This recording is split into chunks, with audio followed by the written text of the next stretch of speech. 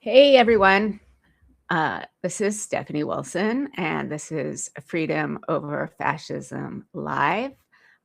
Today we're going to talk to Dr. Eric Lullove, and I'm going to bring him on right now. Hey, Eric, we're live. I'm here.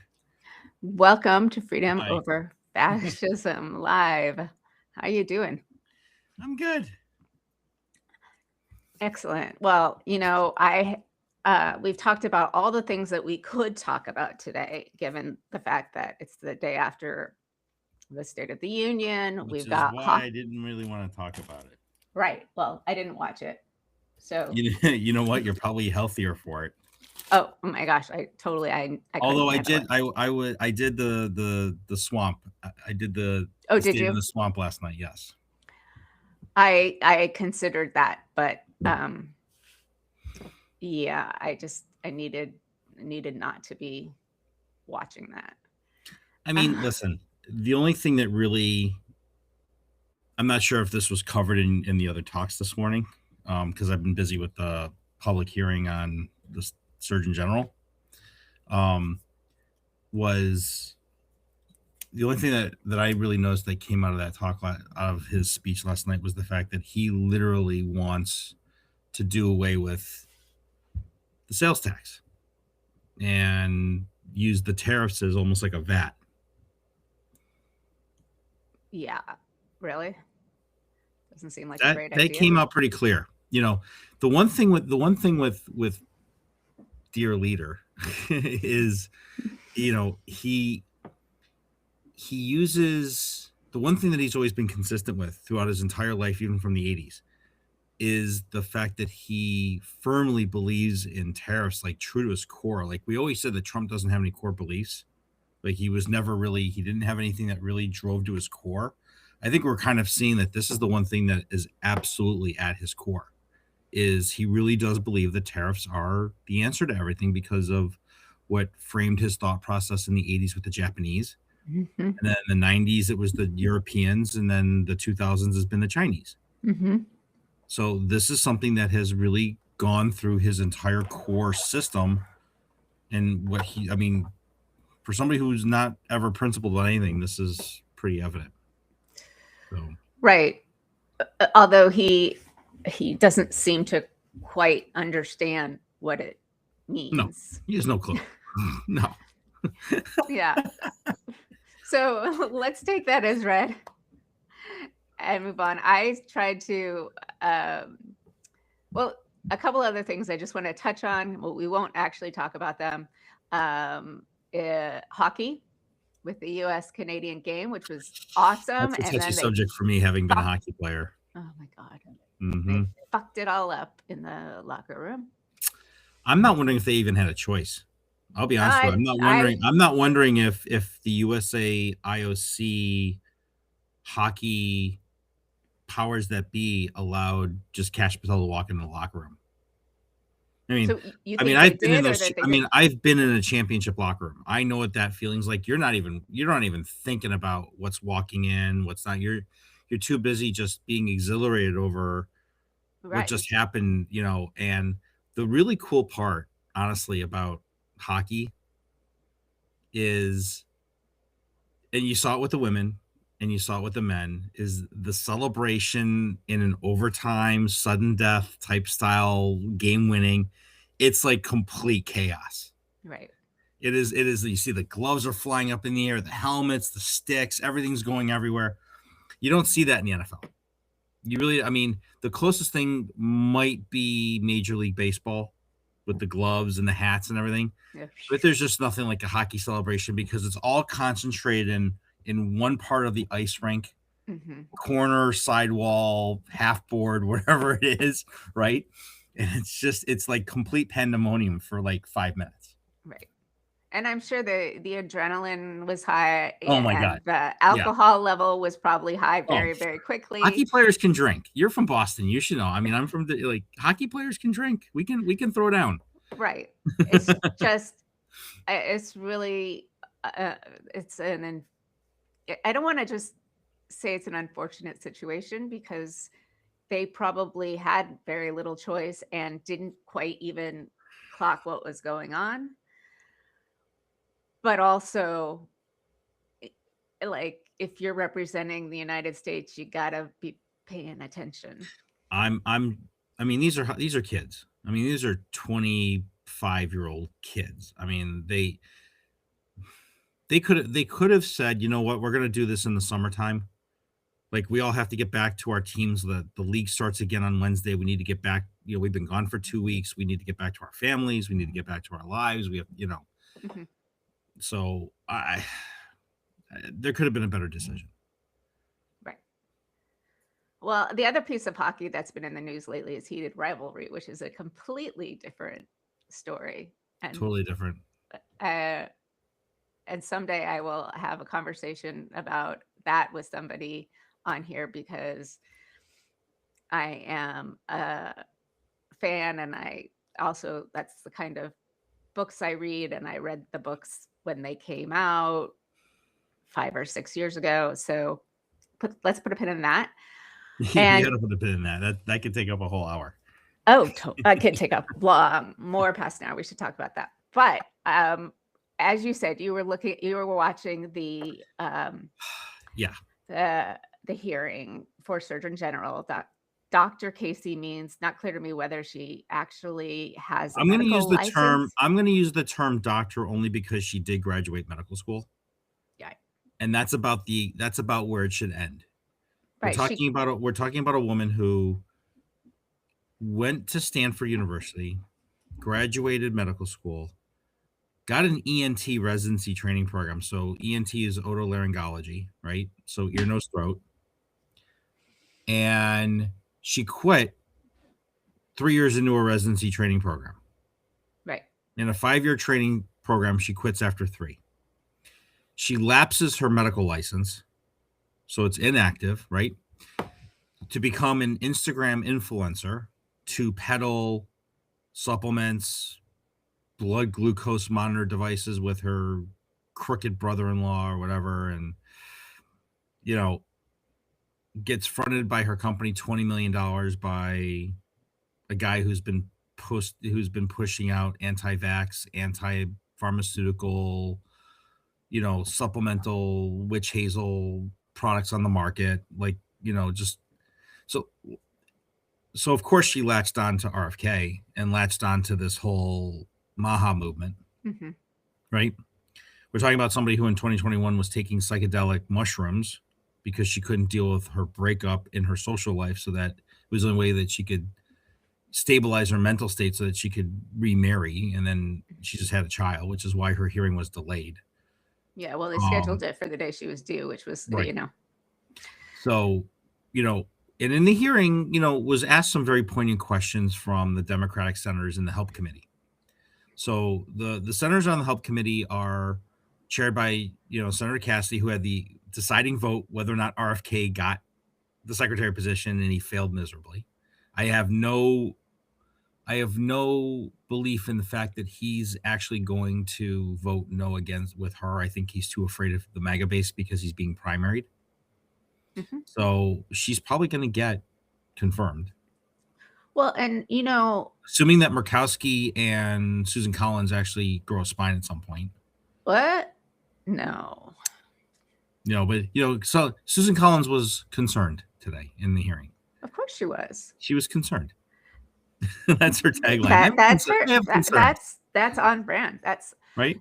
right. So I turned it on and tried to watch it at a faster clip so I could catch up all the way. And I didn't. But what struck me was that she is savvy enough to say all the right things Without in saying anything. without saying anything beyond you should talk to your doctor. Which is bullshit, because what she did say, though, that was really upsetting was making the point in the statement that physicians don't spend enough time with their physicians to properly inform consent over medications and or vaccines and or other therapies that they're prescribing. And her go-to safe space was root cause, Right. right? Well, here's the thing. You come to see me for an orthopedic problem. I'm going to try to figure out where the problem is. That's called root cause philosophy, right? But she believes in a version of medicine that has no board certification. If it does, it's not accredited. Okay, it's functional medicine. It's not accredited medicine. Mm-hmm. She, you know, like went after like glyphosate, which is the produced by Monsanto, is the whole Roundup thing, right? And you're in Massachusetts, so you know the whole what happened with Roundup, and that was actually a dose dependent problem, where the all those issues where they had glyphosate poisoning in I think it was Western Massachusetts, I think. Well, there's been multiple There's been a lot of them places. in multiple communities where there was actually a batch fabrication problem where they actually increased the concentration and like everything. And she was saying, well, oh, it's glyphosate's poisonous. Well, so is water if you drink too much of it. Yeah, Okay. although, I mean, anything in large enough quantity and overconsumption is toxic. right. Whether it's alcohol, Coca-Cola, orange juice, water. Although to be fair, those chemicals are not great for the No, human but they body. don't cause cancer. Right? The whole point was that the glyphosate's been used for 50 years Mm-hmm. as an herbicide. It does not cause cancer in the concentrations that the FDA had approved it originally. And and let's put in the fact that the administration just signed an executive order that is protecting Monsanto. Right. But she's out there testifying. Even RFK walked it back. But they were getting into like agricultural medicine, and like this is not stuff that's the purview of the Surgeon General. No. No, they were getting into like soil health, and her whole thing has been about like healthy food. Like that's fine. I have no problem. You want to eat healthy food, but here's the problem. Go back and look through human history when we were eating nothing but organic meat and drinking raw milk.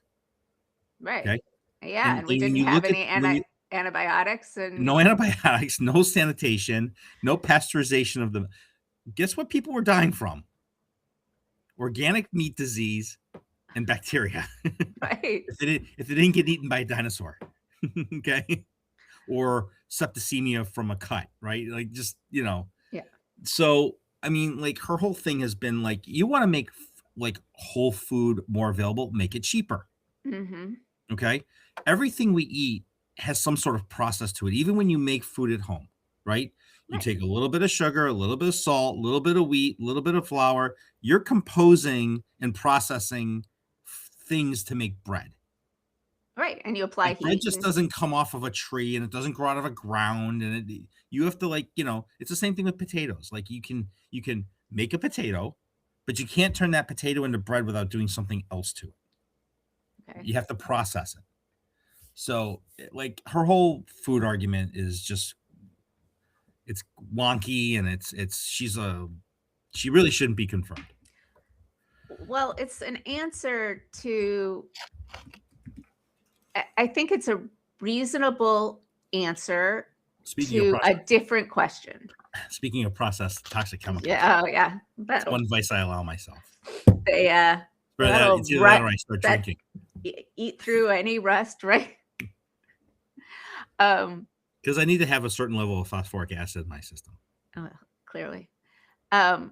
So the question, I mean, all of this is based on the assumption that all things are equal. All things are equal. We should eat more healthfully. Mm-hmm. Yeah, absolutely. Yeah, but we all should all things aren't exercise equal. more. We should all sleep more. We should all stress less. And we should all have money to go right. buy organic food. We should all have the benefits of medicine you can take to stop the food craziness noise in your head with GLP-1s, because lots of people have, like Yeah. strange chemical compositions. And the other thing is we need to really focus on like, so I don't have the anti-functional medicine in certain cases bias that you do. I think that it can be if somebody is using Western medicine, if they want to supplement it with other stuff, great. For certain people at certain times. But the real problem is that there's not enough access. I mean, it's the Bernie Sanders was saying. We don't have access to health, to And affordable, high quality let me health care. let me say this. I don't have an anti functional medicine bias. I mean, I prescribe nutrient supplements out of my practice for my diabetic patients, for my nail patients, for patients who are undergoing, medical shockwave therapies, for orthopedic conditions, for pre-surgery. They take, but that's also in conjunction with traditional medicine Right. techniques. So I use the supplementation because there's evidence Mhm. that shows that when used concurrent with traditional medicine, there's a therapeutic benefit.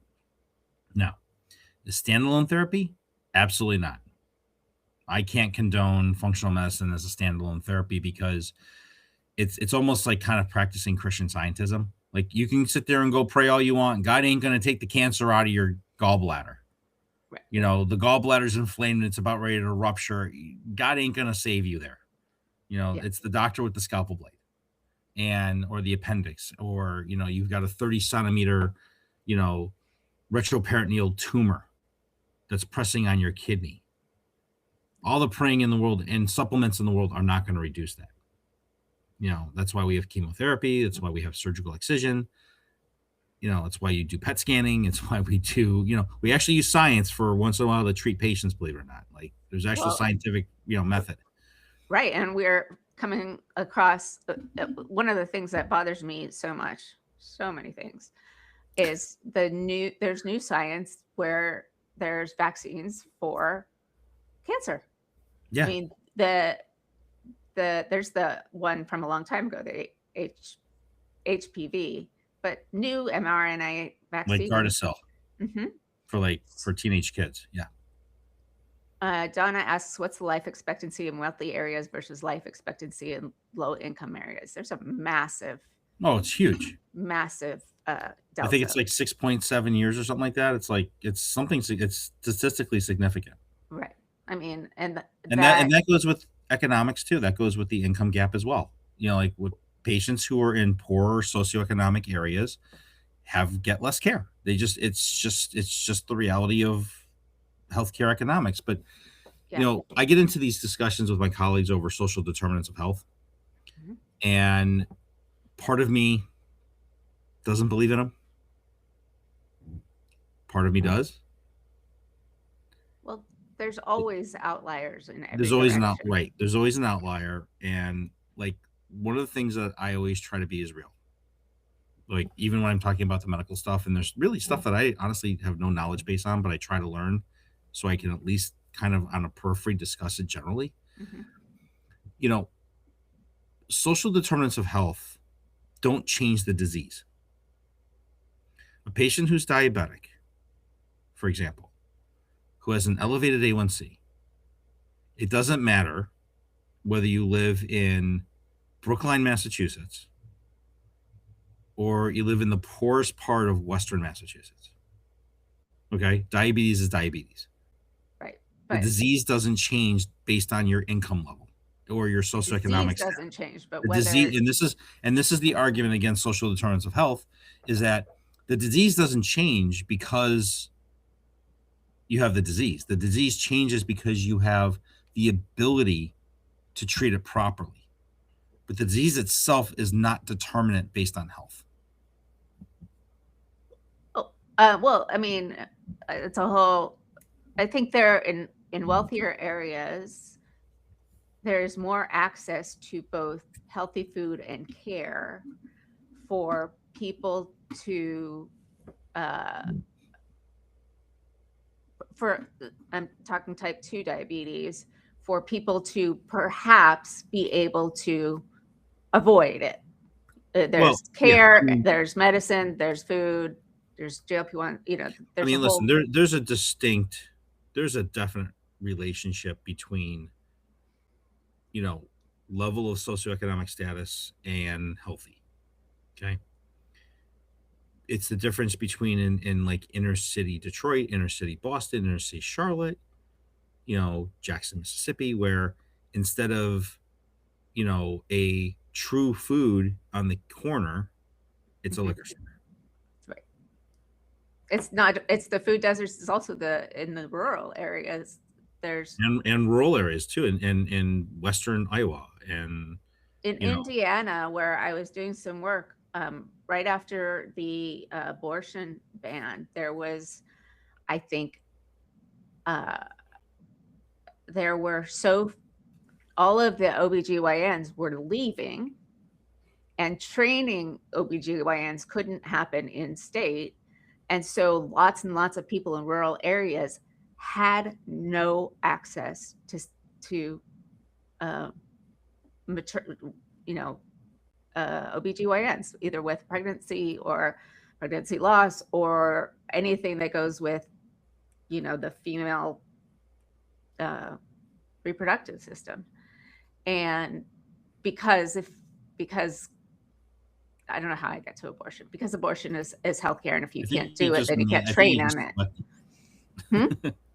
I think you just selected it. I did select it, but the point is, these healthcare deserts in rural areas are getting worse when they cut the Medicaid. And I live in Boston. There are like 6 Harvard associated hospitals, if I'm doing my counting right.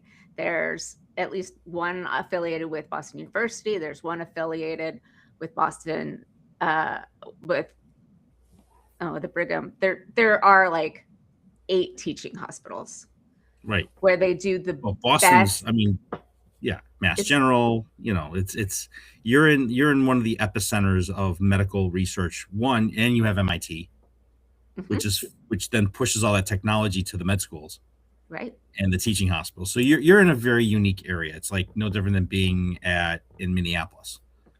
right, Minneapolis, because of Mayo, there's a lot of the healthcare tech is around Minneapolis. Most people don't know this, that a lot of the healthcare technology companies are based in Minneapolis because of Mayo, right. because And of the here too, at because Mayo, Boston.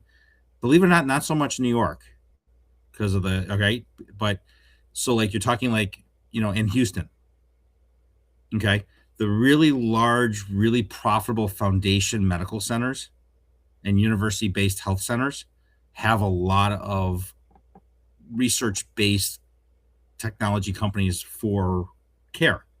So right. And if then like there's clinical it's huge, trials that you have right, access to, right. and So even low socioeconomic environmental people who live in the greater Boston 200-mile radius have access to those teaching hospitals.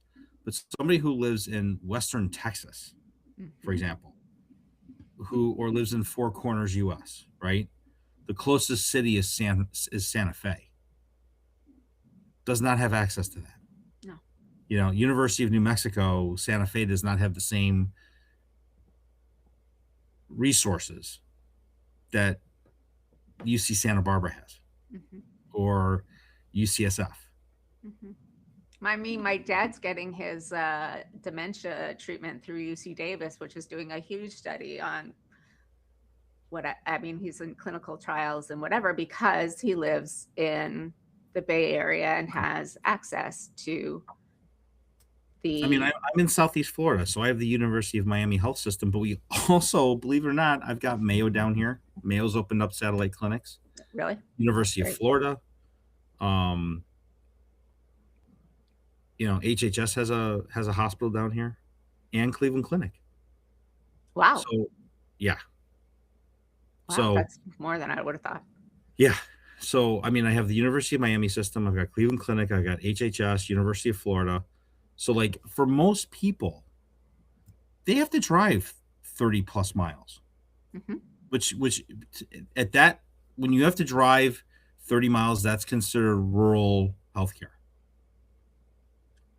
Yeah. But a And, lot of places and there isn't And anything big enough. what Maha is trying to explain, they're saying, "Oh, this is the greatest thing in healthcare since we created healthcare."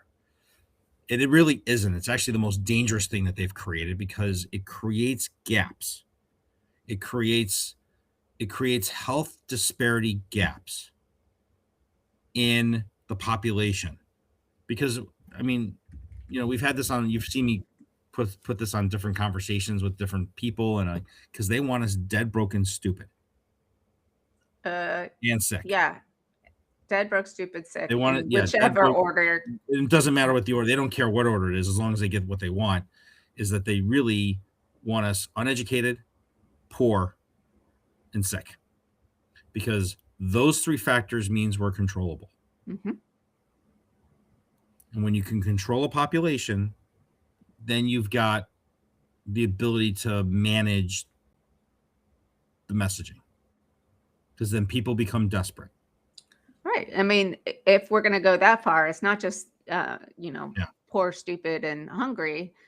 It's you know, it's like um, that's when you can get people to when they're very desperate, they will inform on their neighbors.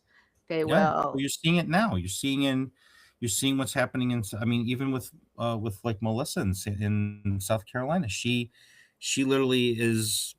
She just announced that she's temporarily leaving Blue Ant Media yeah, because her entire her area is being overrun by ICE, right. She's in and Norfolk, Virginia. she's in Um, Norfolk, and which makes no sense because it's a military town.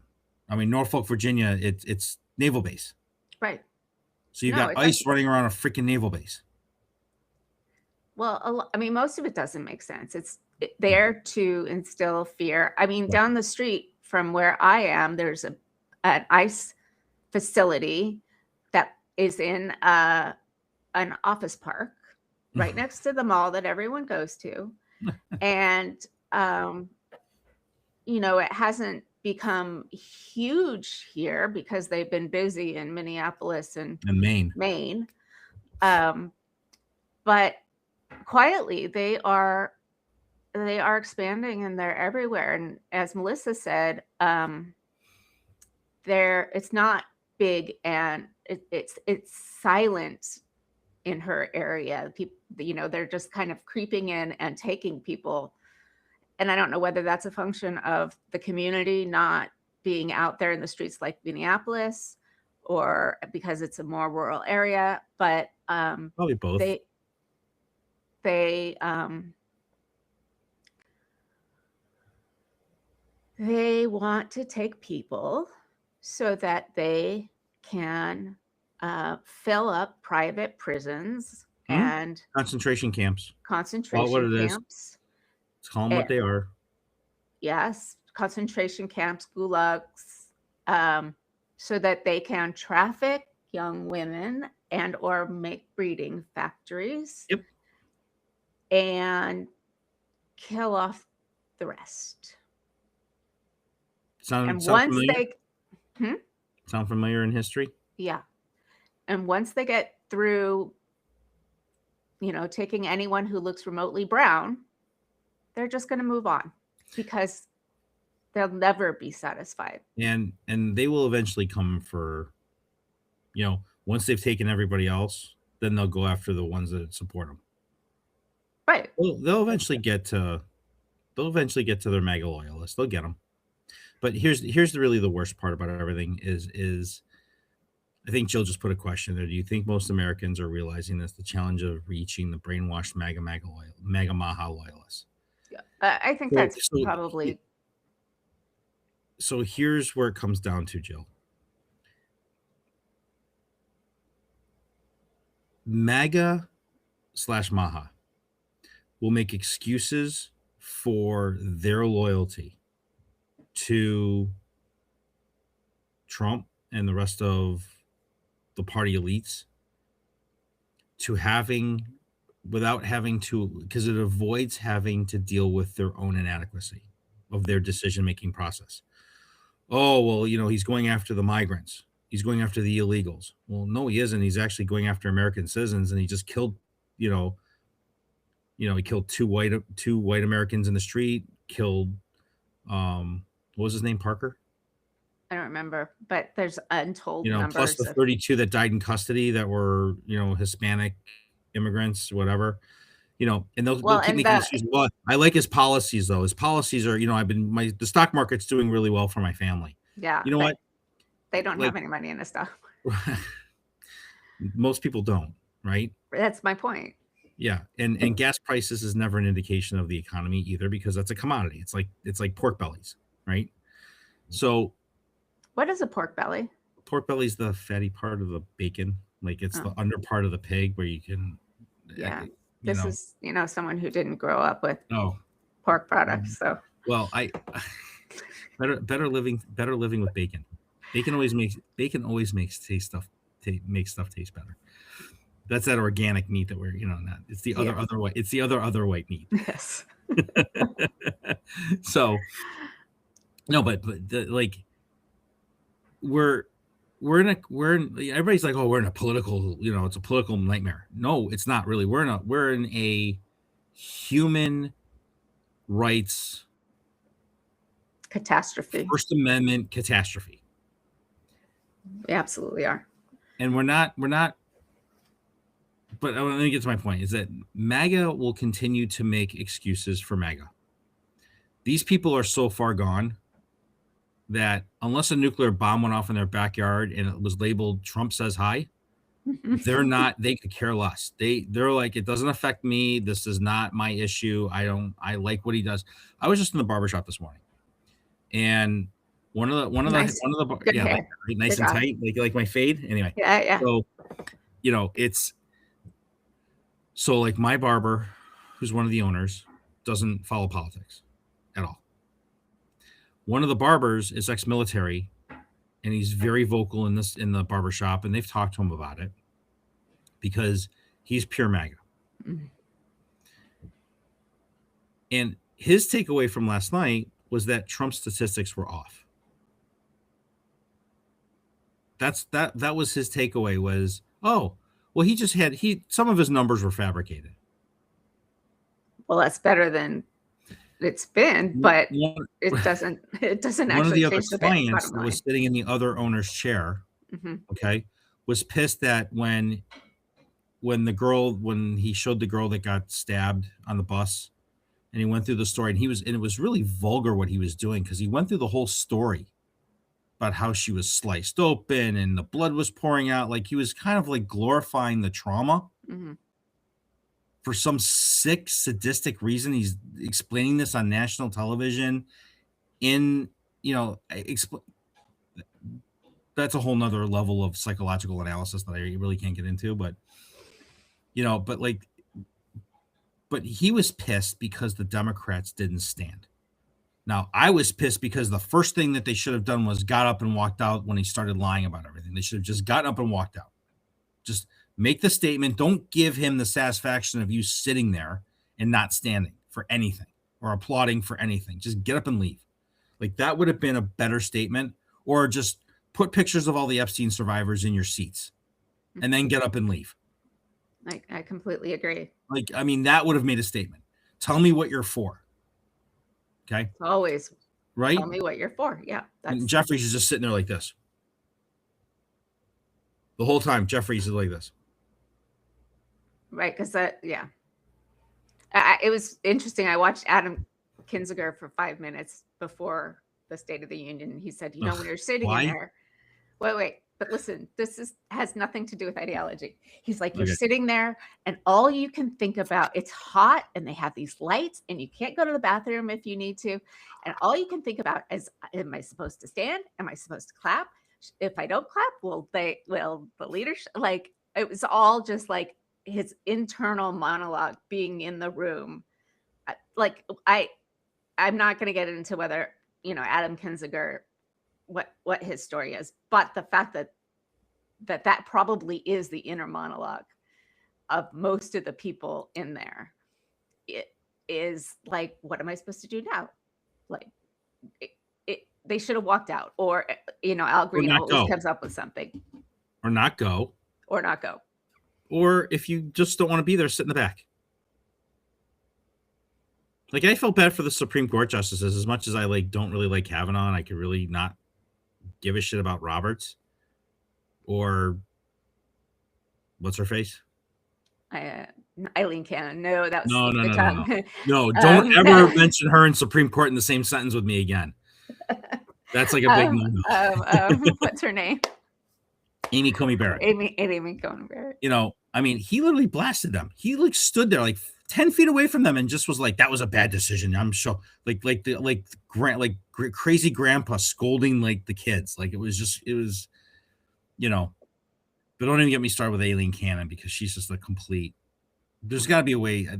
Literally, like if I literally had a choice in the matter, I would figure out a way to get her off the bench. She doesn't belong there. Like I would just basically like be like, you're done. Like I would order the Chief Justice for the Southern District of Florida, be like, listen, you need to suspend her and put her through judicial review. Because she doesn't know the law. Like it's obvious she doesn't know, you know. Well, and she's compromised, and Gillis Cannon has compromised, Kavanaugh and Thomas and Roberts. They're all compromised. Oh, yeah. I mean, I think Sotomayor and Kagan and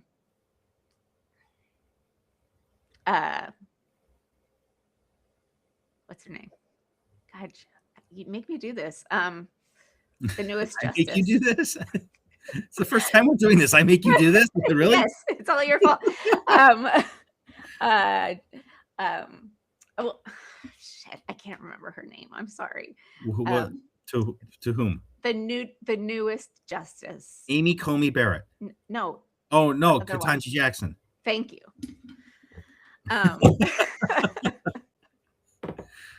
Sorry, guys. I mean, it got like we got like, you know, migraines, menopause. It's just not a good combination for names.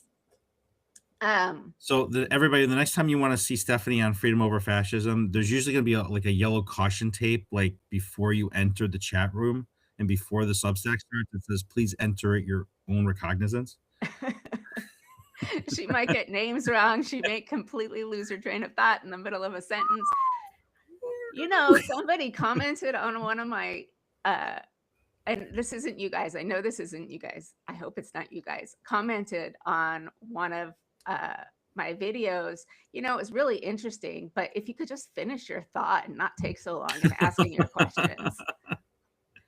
And I was Listen, I don't think people in the chat truly understand how difficult it is to host a show.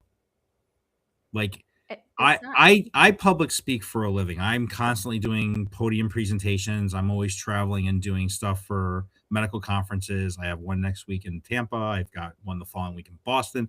I'm used to speaking in front of people, and I don't have a problem telling people what I think. And I've done enough Zooms that no, Eric, this is a facade, really. I just, you know, and I literally, you know, don't cower in front of people. Like I want to be challenged. I want to have robust debate. I want to have the ability to fight back verbally. Plus, not to prove not to prove that my point is right, but because I am right. Eric Lullove, right or wrong, never in doubt. that would be the wrong manosphere right there. No, but to basically make the point so that at least you have an understanding of where I'm coming from, whether or not you don't agree with, whether you disagree with me or agree with me, you have the right to under Article 1, First Amendment right, you know. But the point of having these conversations is not for you and me. Like we do this for you. We do this we do these live Substacks, everybody, because we find each other intriguing and we want to engage. But it's also really to help engage all of you in the chat. And all of the people that you engage with in the real world. And all the people that you engage with. If we can give you one or two talking points that you take back to your friends and family that you're like, wow, that was mind-blowing. Like, you know, like, wow. Then we've done our job, you know, as Substackers. But that just sounds like dirty, doesn't it? I'm a Substacker. You know, I've been doing the podcast before. I mean, I was on Substack for a long time, but that was just because they had free email. Seriously, I didn't start lives until this fall. But I try to talk to people who have a perspective that not a lot of people have. I mean, there's so much going on in the news. And yes, I'm going to talk to Ellie next Wednesday. Woo! Love Woo! Ellie. Love Ellie's the Ellie. best. Ellie's the best. I know. She's phenomenal. For But those of you that are not subscribed to Stephanie, do it now before you forget. Just thank you. and hit and smash the hearts, please. Smash the hearts. Smash the heart. Yeah. So my point is I try to get people that can help us understand where we are, what we're doing, how we can fight back, what we ought to be saying. And it's for the people in the chat, and it's for the people who there's a whole lot more who download and listen to the podcast on Yes. Apple Podcasts than are in the chat with us right now. And I think that there's lots of people who are doing the breaking news, and some of them are doing a great job, some of them are doing a shit job. But that doesn't need to be me. And there are lots of people doing, you and Nick, who came in. I don't know whether he's still here, doing the intelligent masculinity Walter and Evan. and Walter and Evan and the new manosphere. It is incredibly important. Yes. And sort of pushing the bounds of what these Substacks are and creating a community. I feel like it's amorphous. There's Hey, Nick. Hey, buddy. Nick. This community is something that, is one of the most special. I came here because I had free email, and I'm staying here because of the community. Because I didn't think I was going to. Okay. So when I first heard of Substack, it was more like, what is this Substack? I'm hearing a lot about this. Let me jump on real quick. And as I can hear Stephanie thundering on her keyboard right now in the middle of my thought process. So when I first joined Substack, it was more, and we didn't really do the intro. So I let me go back, and now that we're 35 minutes into this, I'll do the intro now. So I'm Dr. Eric Lullove. I am the Chief Executive and Medical Officer of the West Boca Center for Wound Healing. I'm a board-certified foot and ankle podiatrist surgeon based in Southeast Florida. And I do a lot of public health policy, and I'm one of the national experts in wound healing and wound management. I've routinely been at HHS, sitting in policy and coverage policy meetings for the last 15 years. And I just got back from one a couple weeks ago, and basically kind of threw word salad at John Brooks, who's the deputy administrator for CMS. And I've sat in the room with these guys from the last basically 3 administrations. And I can actually tell everybody just right off the bat that these are the dumbest motherfuckers on the planet. These are literally the dumbest people running our healthcare administration right now. Anyway, dumb, that was my intro. Stupid and poor. Yeah, that was my intro. Hey, was that good? Yeah, it was great. That was absolutely great. But right, so but getting back to what you were saying, is just so where I got on Substack was, and really what really blew up with me was I started going on Gen X, and that's I think when you and I first kind of met, and I started, and I just happened to make a donation to Feeding America, and then Lawrence and Dana kind of called me out. So then my first Substack show was with them, and I started kind of hopping on all the shows and just being in chat between patients and just hopping on here and there. Sometimes I'm for the whole show, sometimes I'm not. Sometimes it's I got to step out because I have patients or whatever. But, and then what happened at the end of last year was that I had been speaking with Evan Fields for a long time. Evan and I were friends on Substack for really a few months, probably since I'm going to October. And then Evan kind of told me he was starting to go through his divorce. And then he did a live one day and was just circling the drain. He was just. I actually saw that, and I was, I wrote to Nick, and, Yeah. And I said the same thing. I immediately messaged Nick. I'm like, we got to get Evan on a live. We need to get him to air this out. And that's how intelligent masculinity kind of got born. It was really basically Nick, me, and Walter getting Evan to kind of get it all out with guy buddies. right? Where he could be in a safe space to do it.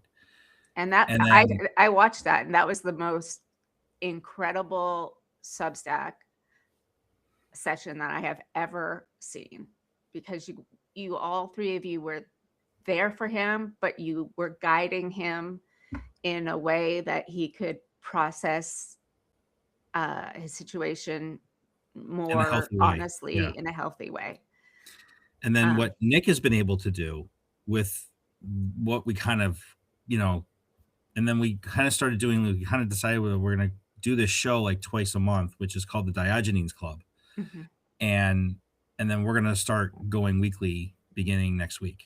So we're going to be doing it weekly at Thursdays at 12:30. But Nick has been doing this whole series with other men that are in Substack. He's done Marlon Weems. He just did Will Fullwood yesterday. He's done Frederick Poag. He's done um, Shane Urak. I mean, there's just Walter Ryan. I mean, and Nick's got a show with Walter on Tuesdays for notes of the week and stuff like that. But what Nick has been able to draft and write, and Nick is very gifted at this. Like, I really envy his Nick is writing. gifted at everything.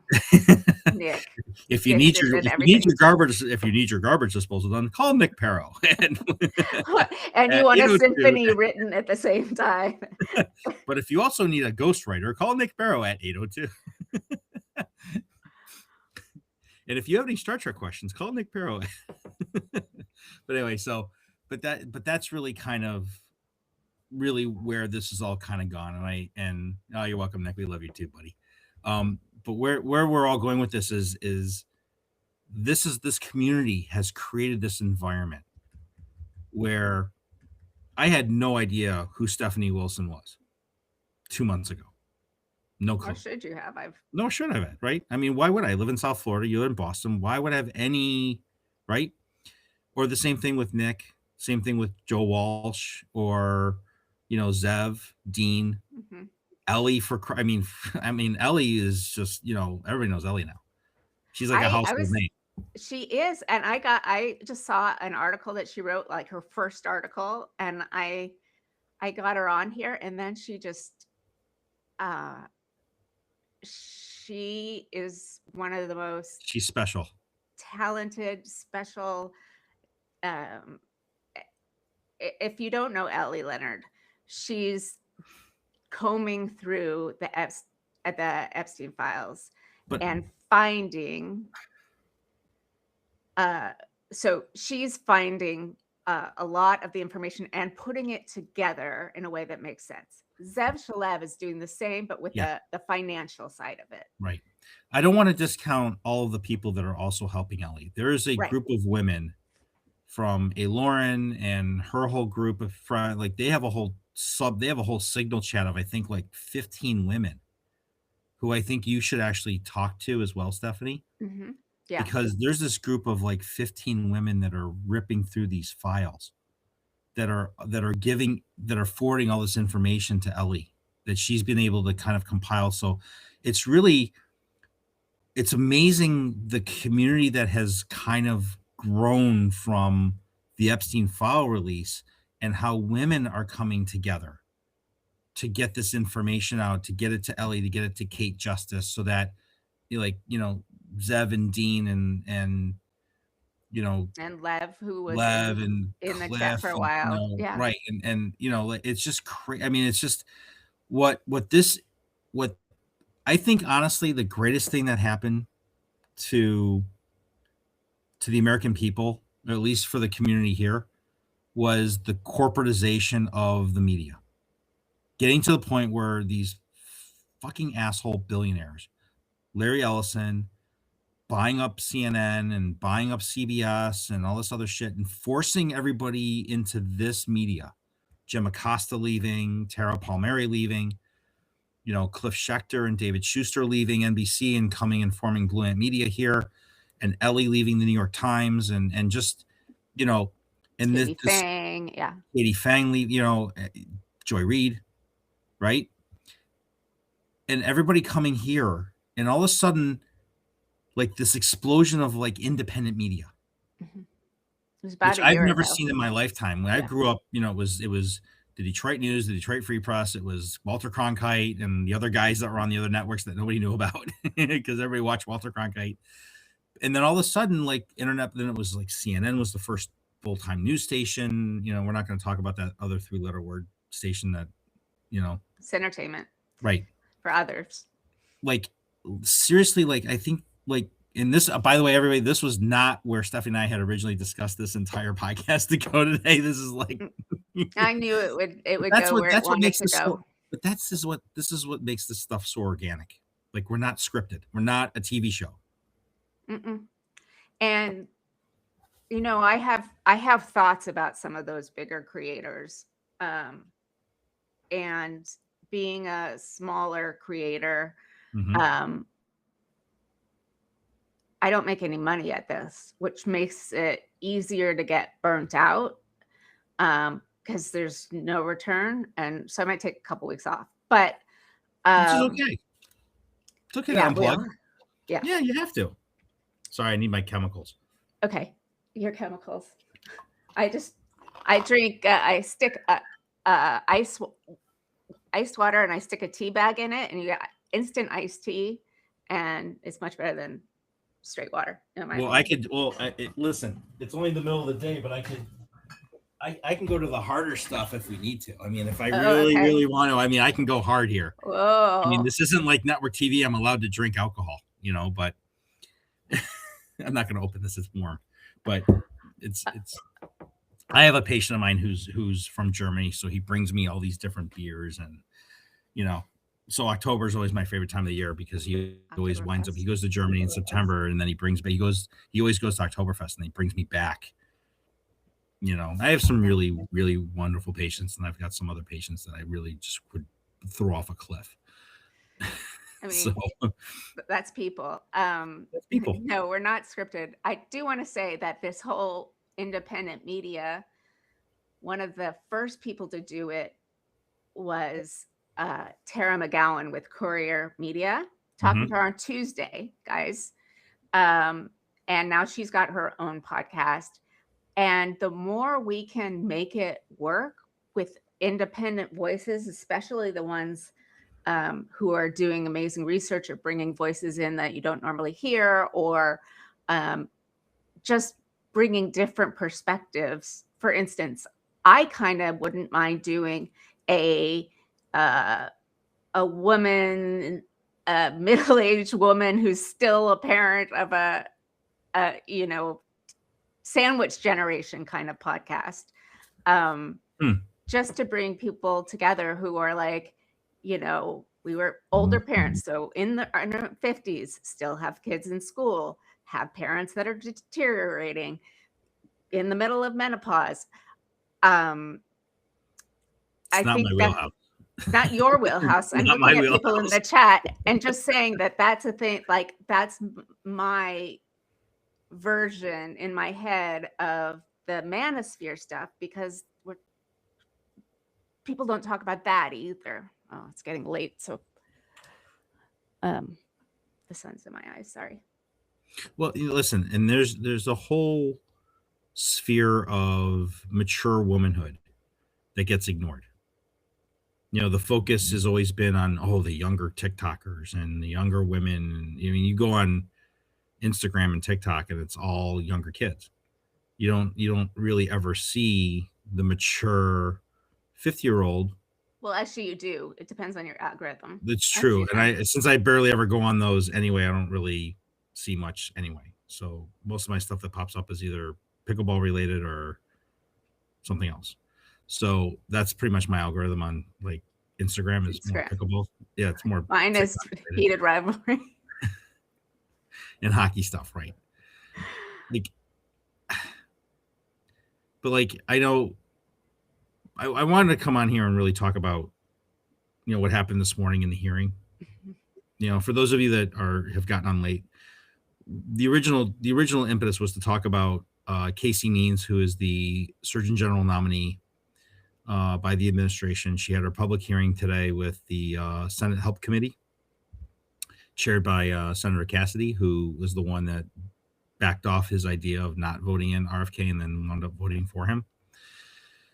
So it was pretty much a shit show this morning. She's adept at not answering and answering at the same Oh time. my god, she was phenomenal at Yeah. not answering anything. So her background was basically she just to kind of reiterate, she basically went to medical school at Stanford, never finished her residency as an ENT, which is an otolaryngologist, ENT, ear, nose, throat physician. Never finished her residency, never practiced. Like never her license is inactive. She is a disaster. like of like the nth scale. She became an Instagram influencer on functional medicine products, which is like supplementals and holistics and snake oil shit and elixirs, and got some seed money of like $20 million from, I can't remember the guy that seeded her first company, but wound up going into business with like her brother-in-law, Was it Andreessen? Andresa, yeah, Mark Mark Andresa, Andreessen. yeah. He gave her like 20 million to start the company, and then she wound up like kind of like forcing patients into these blood glucose control meters that they didn't need, and wound up like with the False Claims Act, and like it was just all kinds of like federal fraud issues. And then she was not disclosing all of her relationships online, which was a violation of the FTC. Right. But like it was just, there's a lot of like big red flags with her, other than the fact that she's a maha moron and won't, like she literally had put out on X that, any parent giving their child infant newborn hepatitis B vaccine should be, criminally prosecuted. I did not Okay. know that. Now, just for those of you that are not medically aware, hepatitis B is one of the most infectious disease viruses that we have. And as infants, they have no natural immunity to hepatitis B. It can be transferred through the placenta, it can be transferred through food, can be transferred in the air, can be transferred. I mean, infants are very susceptible to hepatitis B.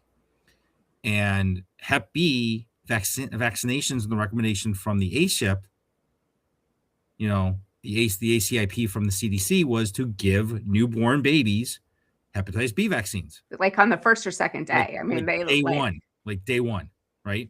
As soon as they're born, they get stuck. Like within like 10 minutes after their APGAR, they get stuck. It's like really like the first vaccine they get. And, they're saying, nope, don't give babies the hepatitis B vaccine. Right. Again. I mean, this is like, these anti-vax fuckers that are all over the ACIP that RFK has appointed. There's only one person left on there that actually is for vaccines because he wrote the book on it. But the other 7 people are just disaster is not even the word for it. Like, right. Whatever is worse than like catastrophic disaster, if you could think of a synonym for it, and I'm more than happy to have people in the chat if you could come up with something because I don't have a term for it. If you were to put catastrophic disaster in the same sentence and then come up with something worse, and Donald Trump doesn't count, you can't use that one. But yeah, I mean, yeah, I'm going to go to prison. They're going to pull this podcast and send me to prison. Well, hopefully that not this one. But I just want to. I'm glad that we had, and I think we need to wrap up. Really 2 o'clock already. Holy shit! I know it went fast. How it goes like this, everybody. I swear to God. It went fast. I'm sorry we were all over the place, but I'm not sorry. Sorry. Hashtag sorry, not sorry. Sorry, not sorry. And let me know in the chat or if on a DM whether you would be interested if I went off on a non-political podcast for Sandwich Generation Women. And I'm going to let Eric tell you when he is selfless promotion time. It is shameless promotion time right shameless now. Promotion time. Well, everybody, thank you so much for tuning in, all 117 of you. Stephanie and I really appreciate it. We're gonna have to do this again and have a better script. We were all over the place. Yeah. This was like drunk grandpa driving the car today. Oh my God. Anyway, so you can reach me on Substack at Dr. Lullove, DrLullove. I don't have a fancy QR code like Nick does when he puts it up there for everybody. I But don't have Q. I mean, I'm not I fancy do that not way. have a paywall. Everything for me is free. I do not make money on you people. It is not my job to take your money. If you want, support my colleague over here because she's the rock star superstar. So support Stephanie Wilson, support other substackers who are really dependent on your help and your support to get their message out. I do not need your support financially. I'm doing just fine. So I'm good. But support me just by following and subscribing so that you can pay attention to what I do. My focus is more on healthcare policy and the intersection between healthcare policy and politics. I do stray into cooking every once in a while. I have to put up my bread recipe of the week. I put the bread up yesterday. I did not on Monday. I did not actually put the recipe up. I have to do that today, which I'll be doing right after this. So the bread of the week was my homemade whole wheat skillet pita bread. Oh my So gosh. Is yeah. that an Instagram favorite? Mm-mm, No. Okay. I might mm-mm. need to get No, that from this is you. my And I, recipe. It goes with my hummus recipe. okay. I might need to get that from My you. better than store bought hummus. Everything's better than store bought. Um, So that's how you can get it. That's how you can get it. That's how you can find me, everybody. Thank you so much, Eric. And you all know you can find me at freedomoverfascism.us. If you have the means, I could really use the paid subscription or buy me a coffee. And I am planning on continuing to have interesting people that have a point of view and I'm not that expertise. interesting. I I'm mean, not our interesting. conversation may have been interesting if people like meandering blah blah, but We'll I'm gonna reschedule try. something that's a little bit more structured. But if Yeah. everybody can give Stephanie some feedback, if you like the unstructured talk versus something that's like, we're going to go through section 1 ABC, section 2 Well, I ABC, don't or usually do that anyway because with experts, I just follow where they lead. Um, and some people really like that, and some people don't. But I try to just go as deep as I can with them on their expertise. Um, Monica, I'm not sure that you missed that much, I but don't know how much you missed, Monica. I'm just saying. It's just I think that we missed you more than you may have missed us. But anyway, I loved having you on, Eric. nah. Thanks, I Stephanie. love our community. I feel like I'm just kind of at the fringes of it, and No, you're knee deep in it with me. no, okay, We're going in the deep end. all right, excellent. Well, and I do chronic illness with Nick, chronically illing out with Nick Perro and Soso and Beth Cruz on Mondays at 11 Eastern, and Freedom Over Fascism Tuesday and Wednesday, although I might take a break soon. And in a bit, when I'm done teaching a class on uh, empathy-based leadership, I will come back to the Anti-Fascist Book Club on Friday. And I you can teach. reach me at the Diogenes Club at 12:30 p.m. on Thursdays with Nick Walter and Evan Fields.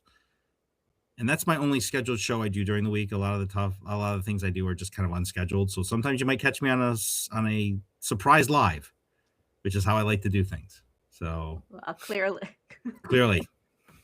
So anyway, thank you, everybody. Thank you for being here, and we'll see you later. Thanks, everybody. Have a great day. Fight the fight.